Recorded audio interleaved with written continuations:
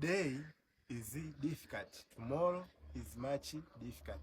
Today after tomorrow is beautiful. Much people die tomorrow evening. Haya ni maneno ambayo aliyasema bilionea mmoja kule China, ni bilionea mkubwa sana ambaye anaitwa Mr. Jack Ma. Akiwa na maana kwamba watu wengi ukata tamaa pale mambo yanapokuwa magumu sana, lakini ili hali ya kuwa mafanikio yanakaribia. Kwa hiyo pale unapokuwa unapitia magumu katika kazi yako, usiwe mwepesi wa kukata tamaa, kwa sababu pale unapokata tamaa ndipo mafanikio yanakuwa yanakaribia. Wenda umeshakata tamaa mara nyingi sana.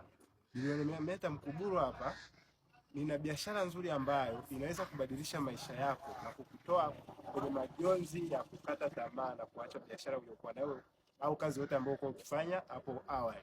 Chukua namba yangu kwenye bio, nitafute leo kwa ushauri na msaada zaidi. Kwa mtaji kidogo tu $195, unaweza ukaanza biashara na inaweza ikakusaidia wewe kuingiza kipato cha $100,000 mpaka $500,000 kwa wiki.